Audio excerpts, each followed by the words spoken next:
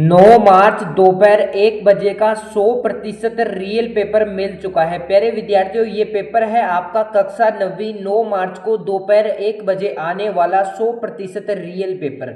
प्यारे विद्यार्थियों, आज के इस वीडियो में मैं आपको कक्षा 9वीं का एक ऐसा पेपर देने वाला हूं हिंदी विषय का, जो आपको 9 मार्च के दिन आपको पूछा जाएगा। यदि आप इस वीडियो को शुरू से लेकर अंत तक देख लेते हो तो आप कक्षा 9वीं का जो वार्षिक एग्जाम है उसमें हिंदी विषय का जो आपका एग्जाम है उसमें है ना, आप 100 में से 100 मार्क्स से फोड़ कर आने वाले हो। प्यारे विद्यार्थियों, इस वीडियो को आपको शुरू से अंत तक देखना है, क्योंकि आज के इस वीडियो में मैं आपको 1 से लेकर उन 24 प्रश्नों का कंप्लीट सॉल्यूशन देने वाला हूं, जो आपके 7 मार्च को आपको पूछे जाएंगे।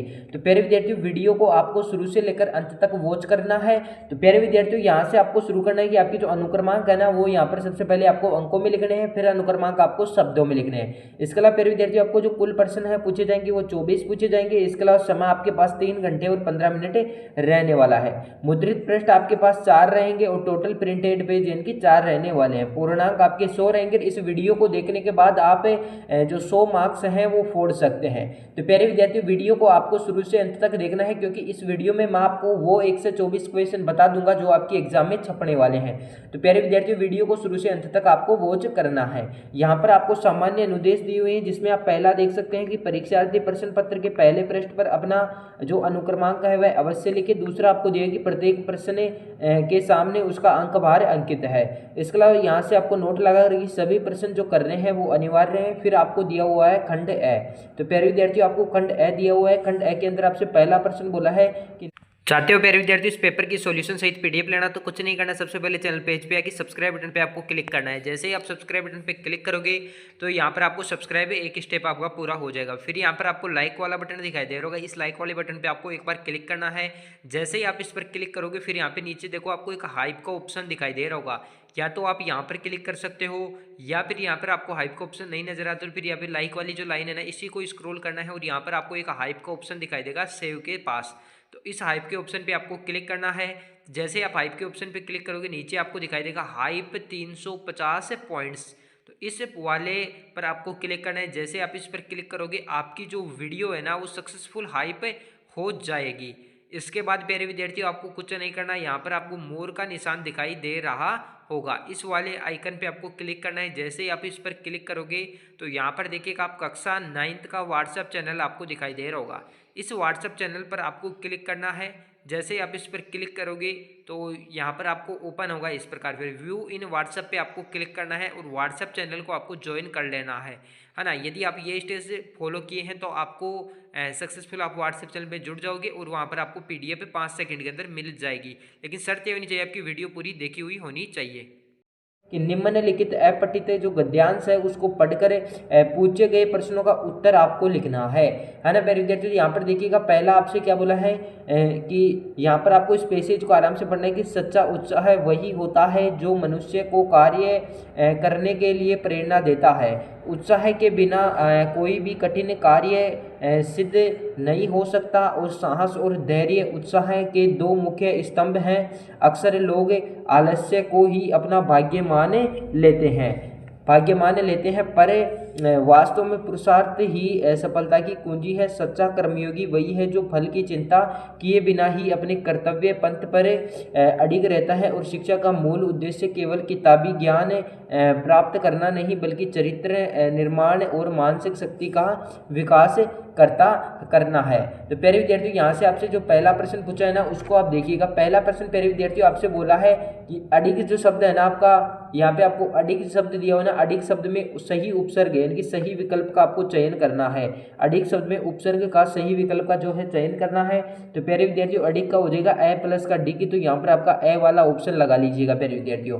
फिर इसके अलावा प्यारे विद्यार्थियों बात करते हैं कि सफलता की जो कुंजी है ना वो किसे कहा गया है। तो सफलता की कुंजी किसे कहा गया है प्यारे विद्यार्थियों? सफलता की कुंजी आपको पुरुषार्थ को कहा गया है। तो यहाँ पर आपका स वाला ऑप्शन बिल्कुल करेक्ट आंसर हो जाएगा।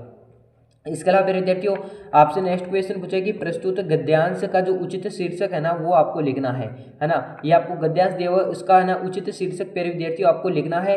तो यहाँ पर देखिएगा कि ये बोल रहा है कि प्रस्तुत गद्यांश का उचित शीर्षक आप लिखिए। तो यहाँ पर आपको लिखना है कि सच्चा उत्साह और कर्मयोग। तो प्यारे विद्यार्थियों, एक तो आप लिख सकते हो क्या कर्मयोग आप लिख सकते हो, और इसके अलावा सच्चा उत्साह भी आप लिख सकते हैं। इसके अलावा शिक्षा का जो मूल उद्देश्य है ना वो क्या है ये आपको बताना है। तो शिक्षा का जो मूल उद्देश्य है ना प्यारे विद्यार्थियों ये आपको बताना है। तो शिक्षा का मूल उद्देश्य हो जाएगा चरित्र निर्माण। यहाँ पर प्यारे विद्यार्थियों आपका हो जाएगा चरित्र निर्माण और मानसिक शक्ति का विकास, और मानसिक शक्ति का विकास।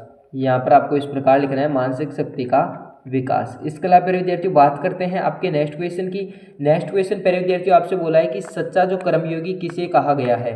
सच्चा कर्मयोगी किसे कहा गया है प्यारे विद्यार्थियों आपको ये बताना है। तो सच्चा कर्मयोगी उसे कहा गया है जो फल की चिंता नहीं करता, है ना। तो यहाँ पर देखिएगा जो यहाँ पर ये लिख सकते हो जो फल की चिंता किए बिना ही अपने कर्तव्य पथ पर क्या रहता है भाई अडिग रहता है। यहाँ तक प्यारे विद्यार्थियों आपको लिखना है।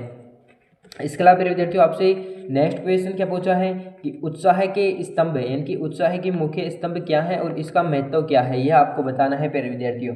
तो प्यारे विद्यार्थियों इसका जो राइट जो आंसर आपका हो जाएगा ना वो आपको बताना है। तो वो आपको बताना है साहस और धैर्य। क्या बताना है? साहस और धैर्य, साहस और धैर्य।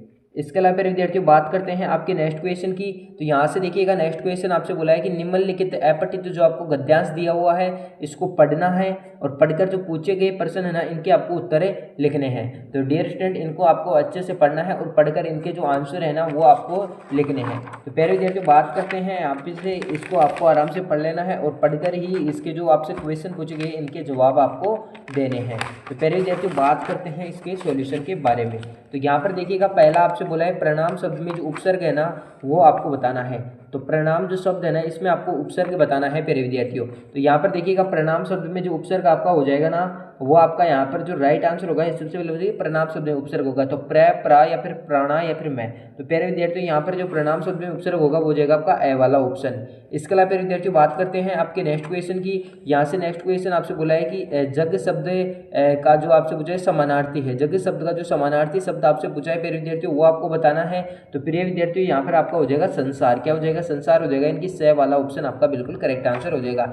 इसके अलावा प्रिय विद्यार्थियों आपसे बोला है कि कवि किसे प्रणाम कर रहा है। तो कवि किसे प्रणाम कर रहा है प्यारे विद्यार्थियों आपको ये बताना है। तो प्यारे विद्यार्थियों यहाँ पर जो आपका राइट आंसर हो जाएगा ना वो आपको लिखना है भारत माता को। किसको? यहाँ पर आप लिखना है भारत माता को। किसको लिखना है? भारत माता को। इसके अलावा प्यारे विद्यार्थियों कवि से प्रणाम कर रहा है भारत माता को। इसके अलावा प्यारे विद्यार्थियों आपसे पूछा कि खेतों में क्या लहरा रहा है। तो खेतों में क्या लहरा रहा है ये आपको बताना है प्यारे विद्यार्थियों। तो खेत है ना उनमें क्या लहरा रहा है। तो इनमें हरियाली व खुशहाली लहरा रही है। क्या लहरा रही है? हरियाली व खुशहाली। यहाँ पर आपको लिखना है हरियाली व खुशहाली। इसके अलावा फिर विद्यार्थियों बात करते हैं आपके नेक्स्ट क्वेश्चन की। नेक्स्ट क्वेश्चन देखिएगा आपसे बोला है कि माटी को किससे सींचा गया है। तो माटी को किससे सींचा गया है आपको ये बताना है। तो रक्त और भक्ति से, है ना। किससे? रक्त और भक्ति से, रक्त और भक्ति से। इसके अलावा फिर विद्यार्थियों बात करते हैं आपके नेक्स्ट क्वेश्चन की कि जननी को आधार कहने का क्या आशय है। तो जननी को आधार कहने का क्या आशय है। तो जीवन का रक्षक अथा आधार। तो यहाँ पर आपको लिखना है जीवन का रक्षक है।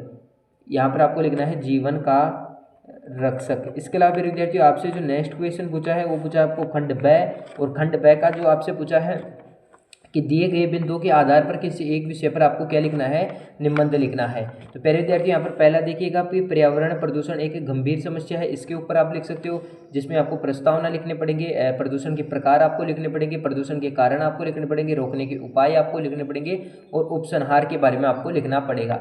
इसके अलावा आपसे नेक्स्ट पूछेगी जो डिजिटल जो आपसे दिया हुआ कि इंडिया के प्रति यानी कि डिजिटल इंडिया प्रगति की राह है। इसमें सबसे पहले प्रस्तावना लिखना पड़ेगा, फिर डिजिटल जो क्रांति क्या है ये आपको लिखना पड़ेगा। इसके अलावा लाभ एवं उपयोग आपको लिखने पड़ेंगे। इसके अलावा आपको चुनौतियाँ और उपसंहार ये चीज़ें आपको लिखनी पड़ेंगी। इसके अलावा फिर विद्यार्थियों आपसे परोपकार ही श्रेष्ठ धर्म है। इसके ऊपर प्रस्तावना, परोपकार का अर्थ, महापुरुषों के उदाहरण, समाज का महत्व, उपसंहार, इन 5 पॉइंट आपको लिखने हैं। तो इनमें से किसी भी विषय पर आपको केवल एक जो है वो करना है। इसके अलावा फिर विद्यार्थियों बात करते हैं आपके नेक्स्ट क्वेश्चन की। यहाँ से चौथा प्रश्न आपसे पूछा है कि पुस्तकालय में नई पुस्तक मंगवाने हेतु प्रधानाचार्य को आपको क्या लिखना है? पत्र लिखना है। इसके अलावा अपने मित्र को उसके जन्मदिन पर बधाई देते हुए आपको एक पत्र तैयार करना है। इसके अलावा फिर विद्यार्थियों आपसे 5वां प्रश्न पूछे कि आपके विद्यालय में आयोजित स्वतंत्रता जो दिवस समारोह पर आपको एक प्रतिवेदन लिखना है। तो प्यारे विद्यार्थियों आप प्रतिवेदन किस प्रकार लिखेंगे, सबसे पहले बात करेंगे प्रार्थना पत्र किस प्रकार लिखना है, फिर आपको जन्मदिन पर बधाई पत्र आप ये लिखना चाहो तो ये लिख सकते हो, या फिर आप प्रतिवेदन लिखना चाहो। तो ये तो आपसे 5 नंबर के पूछे हैं और ये आपसे 4 नंबर पूछे, तो इनके आप कंप्लीट एक बार आंसर देख लीजिएगा। तो प्रार्थना पत्र आप इस प्रकार लिख सकते हैं। तो यहाँ पर देखिएगा प्रार्थना पत्र, फिर आपको लगाना है सेवा में, फिर श्रीमान प्रधानाचार्य जी, फिर यहाँ पर आपको लिखना है विद्यालय का नाम, फिर यहाँ पर लिखना है आपको शहर का नाम। फिर प्यारे विद्यार्थियों आपको लिखना है विषय, जिसमें आपको लिखना है पुस्तकालय में नई पुस्तकें मंगवाने हेतु प्रार्थना पत्र। फिर आपको लिखना है महोदय। तो यहाँ पर विद्यालय का नाम अपने मन से लिख देना, शहर का नाम भी मन से लिख देना, जो फिक्स चीज़ें हैं वो मैं आपको बता रहा हूँ। इसके अलावा फिर आपको महोदय लगाना है। इसके अलावा सविनय निवेदन है कि मैं आपके विद्यालय का छात्र हूँ और हमारे विद्यालय में पुस्तकालय में कई पुस्तकें जो कई विषयों की पुस्तकें पुरानी हो चुकी हैं और कुछ महत्वपूर्ण विषयों पर नई पुस्तकें उपलब्ध नहीं हैं, तो छात्रों की पढ़ाई काफ़ी कठिन हो रही है। अतः आपसे अनुरोध है कि कृपया पुस्तकालय में नई जो पुस्तकें हैं वो अध्यंत पुस्तकें मंगवाने की जो कृपा करें, और ताकि हम छात्र अपनी पढ़ाई को सुचारू रूप से जारी रख सके, है ना। ये आपको लिखना है और आपकी कृपा होगी, धन्यवाद। फिर आपका आज्ञाकारी शिष्य, फिर आपका नाम लिख देना, आपकी कक्षा लिख देना और दिनांक आपको लिख देना है। फिर इसके अलावा फिर देखो आप बात करते हैं आपके चौथे क्वेश्चन की। चौथे क्वेश्चन में आपको पत्र लिखना है। चौथे क्वेश्चन में आपको क्या लिखना है, यहाँ पर जो अथवा था उसमें आपको पत्र लिखना है। पत्र में मित्र जन्मदिन, तो यहाँ पर सबसे पहले आपका पता लिखना है, फिर शहर लिखना है, फिर दिनांक लिखनी है, फिर प्रिय मित्र, मित्र का आपको आगे यहाँ पर नाम लिखना है। सप्रेम नमस्ते, आशा है कि तुम सकुशल होगे, मुझे यह जानकर खुशी हुई कि तुम्हारा जन्मदिन, फिर यहाँ पर जन्मदिन तारीख को है ये लिख देना, फिर तुम्हें जन्मदिन की हार्दिक बधाई और शुभकामनाएं हो, और इस विशेष दिन पर तुम्हारे लिए बहुत खुश हूँ और ईश्वर से प्रार्थना करता हूँ कि तुम जीवन में हमेशा खुश रहो और सफलता प्राप्त हो। तो इस प्रकार आप लिख सकते हो। इसके अलावा फिर विद्यार्थी बात करते हैं 5वें क्वेश्चन की। 5वां क्वेश्चन आपसे पूछे कि प्रतिवेदन आपको लिखनी है। तो प्रिय विद्यार्थी प्रतिवेदन आपको लिखनी है, तो सबसे पहले इस प्रकार आपको विषय में लगा कर विद्यालय का नाम, स्वतंत्रता दिवस समारोह का आयोजन, इस प्रकार लिखना है। फिर आपको दिनांक लिख देनी है। फिर यहाँ पर इस प्रकार जो है आप लिख सकते हैं, यहाँ पर आप इसकी स्क्रीनशॉट लेकर या फिर इस वीडियो को रोककर आप लिख सकते हो। इस प्रकार आपको लिखना है। इसके अलावा फिर विद्यार्थी फिर बात करते हैं आपके नेक्स्ट क्वेश्चन की। जो नेक्स्ट क्वेश्चन देखिएगा, तो इस प्रकार जो है मैंने पूरे 5 प्रश्नों का सॉल्यूशन दे दिया। अब बात करते हैं आपके खंड स की। तो डियर स्टूडेंट यहाँ पर देखिएगा आपसे जो खंड स में सबसे पहले पूछा है वस्तुनिष्ठ प्रश्न। कौन से प्रश्न पूछा है, वस्तुनिष्ठ प्रश्न पूछा है, यानी कि यहाँ पे ऑब्जेक्टिव टाइप क्वेश्चन आपसे पूछे हैं। तो सबसे पहला देखिएगा जो आपसे पूछा है कि निर्धन शब्द में कौन सा उपसर्ग है। निर्धन शब्द में प्यारे विद्यार्थियों आपको उपसर्ग बताना है। तो प्यारे विद्यार्थियों जो आपका निर्धन शब्द है ना, इसमें जो आपको उपसर्ग बताना है, तो निर्धन शब्द में जो उपसर्ग हो जाएगा नी हो जाएगा, या निर, या फिर नी, या फिर नी। तो प्यारे विद्यार्थियों यहाँ पर जो आपका हो जाएगा ना, वो आपको करके आना है ऑप्शन नंबर ब वाला आपको करके आना है। इसके अलावा फिर विद्यार्थियों बात करते हैं आपके नेक्स्ट क्वेश्चन की। नेक्स्ट क्वेश्चन पूछे कि संज्ञा के स्थान पर प्रयुक्त होने वाले शब्द कहलाते हैं। तो संज्ञा के स्थान पर जो शब्द प्रयुक्त होते हैं ना, वो क्या कहलाते हैं, विशेषण कहलाते हैं, क्रिया कहलाते हैं, सर्वनाम कहलाते हैं, या फिर अव्यय कहलाते हैं। तो प्यारे विद्यार्थियों क्या कहलाते हैं, तो यहाँ पर आपका कहलाते हैं सर्वनाम, यानी कि स वाला ऑप्शन करेक्ट हो जाएगा। इसके अलावा फिर विद्यार्थियों आपसे कहते हैं कि भारतीय शब्द में जो प्रत्यय है ना, वो आपको बताना है। तो प्यारे विद्यार्थियों भारतीय शब्द का जो प्रत्यय है ना, वो बताना है। तो प्यारे विद्यार्थियों भारतीय शब्द में आपका जो प्रत्यय हो जाएगा वो हो जाएगा ईए। इसके अलावा फिर विद्यार्थियों आपसे निम्न में से रात शब्द का आपको विलोम शब्द बताना है। तो प्यारे विद्यार्थियों रात शब्द का जो विलोम शब्द हो जाएगा ना, वो आपको बताना है। तो यहाँ पर आपको करना है रात का विलोम करना है आपको दिन। इसके अलावा फिर विद्यार्थियों आपसे बात करते हैं नेक्स्ट क्वेश्चन की। जो नयन शब्द का जो पर्यायवाची है ना, वो आपको बताना है। तो कान, आंख और हाथ और पैर। तो नयन शब्द का जो पर्यायवाची है ना प्यारे विद्यार्थियों, वो आपको बताना। तो नयन शब्द का पर्यायवाची हो जाएगा आपका आंख है। इसके अलावा फिर विद्यार्थियों बात करते हैं आपके 6वें क्वेश्चन की। 6वां क्वेश्चन पूछा कि राम ने खाना खाया रेखांकित पद में कौन सा कारक है। तो कौन सा कारक है, कर्म कारक है, कर्ता है, या फिर करण है, या फिर संप्रदान है। तो प्यारे विद्यार्थियों यहाँ पर जो आपका राइट जो आंसर हो जाएगा ना, वो आपको बताना है। तो यहाँ पर आपका राइट आंसर हो जाएगा कर्ता। इसके अलावा फिर विद्यार्थियों बात करते हैं आपके नेक्स्ट क्वेश्चन की। नेक्स्ट क्वेश्चन आपसे बोला है कि अंगारे उगलना मुहावरे का जो अर्थ स्पष्ट करते हुए आपको वाक्य में प्रयोग करना है। फिर इसका जो वाक्य में प्रयोग करोगे ना, तो आप कर सकते हो कि बहुत क्रोधित होकर कूट वचन कहना। इसके अलावा आसमान सिर पर उठाना मुहावरे का जो अर्थ स्पष्ट करना है। तो इसका जो अर्थ हो जाएगा फिर विद्यार्थी बहुत शोर मचाना। इसके अलावा फिर विद्यार्थियों आपसे नेक्स्ट क्वेश्चन पूछा है कि क्रिया की परिभाषा लिखो। तो क्रिया की जो परिभाषा है ना, वो आप लिख सकते हो कि जिस शब्द से किसी कार्य का होने या फिर करने का बोध कराते हैं, तो उसको क्या कहते हैं भाई, क्रिया कहते हैं। इसके अलावा आपसे पूछे कि मिश्र वाक्य किसे कहते हैं प्यारे विद्यार्थियों। तो आपको बताना जो आपके मिश्र वाक्य है ना, वो किसे कहते हैं। तो मिश्र वाक्य आपको बताना है। तो ऐसा वाक्य जिसमें एक मुख्य उपवाक्य हो और और यहाँ पर आप लिख सकते हो मिश्र वाक्य, जिसमें एक तो क्या हो भाई आपका उपवाक्य हो, उसे मिश्र वाक्य कहते हैं। या फिर एक से अधिक आश्रय उपवाक्य हों, या तो एक हो या फिर एक से अधिक आश्रित उपवाक्य हो तो उसके क्या कहते हैं, मिश्र वाक्य कहते हैं। इसके अलावा फिर विद्यार्थियों बात करते हैं आपके 7वें क्वेश्चन की। इसमें आपसे बोला है कि महादेवी वर्मा के बचपन के समय समाज में पुत्रियों के प्रति दृष्टिकोण था, क्या आज उसमें सुधार कर तर्क सहित आपको लिखना है। इसके अलावा 8वां प्रश्न आपसे बोला है कि लेखक के अनुसार उपभोक्तावादी जो संस्कृति ने हमारे सामाजिक मूल्यों पर आपसी रिश्तों को किस प्रकार प्रभावित किया, ये आपको लिखना है।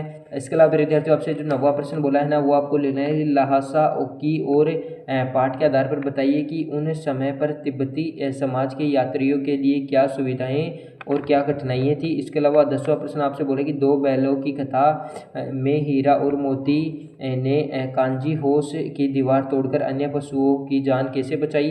इसके अलावा आपसे 11वां प्रश्न बोले कि सालिम अली ने पूर्व प्रधानमंत्री चौधरी चरण सिंह से मुलाकात के दौरान साइलेंट वैली को लेकर क्या चिंताएं जताई। इसके अलावा 12वां प्रश्न आपसे बोल रहा है कि कैदी और कोकिला कविता में कवि ने जेल के वातावरण और काली विशेषण से क्यों संबोधित किया। और इसके अलावा आपसे नेक्स्ट क्वेश्चन बोले कि कबीर के अनुसार मानसरोवर प्रतीकात्मक अर्थ क्या है और भक्त वहाँ क्या करना चाहता है। इसके अलावा फिर विद्यार्थियों आपसे 14वां प्रश्न पूछे कि रसखान ने कृष्ण के किन वस्तुओं को बदलने की 3 लोगों का राज्य त्यागने की बात की और क्यों। इसके अलावा फिर विद्यार्थियों इनके सभी के आंसर अभी मैं आपको बताने वाला हूँ, एक बार हम प्रश्नों को अच्छी तरह रीड कर लेते हैं। फिर प्यारे विद्यार्थियों आपसे जो नेक्स्ट क्वेश्चन पूछा है उसको देख लीजिएगा। यहाँ से आपसे नेक्स्ट क्वेश्चन पूछा है, प्यारे विद्यार्थियों आप देख सकते हो नेक्स्ट क्वेश्चन आपसे पूछा कि ग्राम की कविता गंगा के तट और यहाँ प्राकृतिक सौंदर्य का वर्णन किस प्रकार किया। इसके अलावा बच्चे काम पर जा रहे हैं, कविता के माध्यम से कवि समाज से क्या पूछ रहा है। इसके अलावा आपके निबंधात्मक क्वेश्चन पूछे हैं, जिसमें 17वां प्रश्न आप लिख सकते हो मेघ आए कविता में बादलों के आने की तुलना में गाँव के में दामाद के आगमन पर किस प्रकार से की गई थी, विस्तार से आपको लिखना है। इसके अलावा फिर विद्यार्थियों आपसे जो नेक्स्ट क्वेश्चन पूछा है वो पूछा है कि प्रेमचंद के फटे जूते पाठ में निहित व्यंग्य को स्पष्ट करना है और लेखक ने वर्तमान समाज के दिखावे की जो प्रवृत्ति पर क्या चोट की है। इसके अलावा 8वां में आपसे दिया है कि प्रसिद्धि पक्षी विज्ञानी सलामी अली के जीवन परिचय को देते हुए उसकी विशेषता पर आपको प्रकाश डालना है। फिर आपको खंड द पूछा है, खंड द के अंदर आपसे लघुत्तरात्मक क्वेश्चन पूछे हैं। इसमें 19वां प्रश्न आपसे बोला कि मेरे संग की औरतें पाठ में लेखिका की नानी ने अपनी जो पुत्री की शादी के लिए क्या शर्त रखी। इसके अलावा 20वां प्रश्न बोला है कि इस जल प्रलय में पाठ के आधार पर बताइए कि बाढ़ का पानी चढ़ते देख कर लेखक ने क्या तैयारी की थी। इसके अलावा 21वां प्रश्न बोला कि रीढ़ की हड्डी एकांकी के मुख्य पात्र गोपाल प्रसाद का चरित्र कैसा है। इसके अलावा फिर विद्यार्थियों आपसे लघुत्तरात्मक क्वेश्चन में पूछा 22वां प्रश्न की माटी वाली के पास अपनी पुश्तैनी घर का कोई प्रमाण न होने पर उसे किन समस्याओं का सामना करना पड़ा। इसके अलावा मेरे संग की औरतें पाठ की लेखिका व परदादी के किन विचारों ने आपको सबसे अधिक प्रभावित किया। इसके अलावा निबंधात्मक क्वेश्चन आपसे पूछे हैं कि रीढ़ की हड्डी एकांकी में उमा माध्यम से स्त्री शिक्षा को स्वाभिमान मुद्दे को कैसे उठाया और स्पष्ट आपको करना है। इसके अलावा फिर विद्यार्थियों आपसे 8वां में पूछा है कि मेरे संग की औरतें पाठ के आधार पर लेखिका की दादी और उसकी लीक से हटकर चलने की प्रवृत्तियों का आपको वर्णन करना है। तो प्यारे विद्यार्थियों 24 प्रश्नों को जो कंप्लीट आंसर है ना वो मैं आपको दिखा देता हूँ, क्योंकि आपके बुक के क्वेश्चन है, इनको आप अपने नोट्सों में से तैयार कर सकते हैं। इनके आंसर मैं एक बार आपको दिखा भी देता हूँ, आप इस प्रकार अच्छे से तैयार कर लेना। तो 7वें क्वेश्चन का जो आंसर है वो आप इस प्रकार लिख सकते हैं। इसके अलावा फिर विद्यार्थियों बात करते हैं, यहाँ पर आप देख सकते हो प्रॉपर 7वें क्वेश्चन का आंसर हो गया। इसके अलावा 8वें प्रश्न का जो आंसर है वो आप इस प्रकार लिख सकते हैं। इसके अलावा 9वें प्रश्न का जो आंसर है वो आप इस प्रकार लिख सकते हैं। और प्यारे विद्यार्थियों आप इतना ही नहीं, ये आंसर आप लिख सकते हो। और व्हाट्सएप चैनल का लिंक मैंने आपको डिस्क्रिप्शन में दे दिया, उसको जाकर ज्वाइन कर लेना, वहाँ पर मैं आपको PDF भी सेंड कर दूंगा। प्यारे विद्यार्थियों मिलते हैं किसी नेक्स्ट वीडियो में, तब तक के लिए धन्यवाद। जय हिंद जय भारत।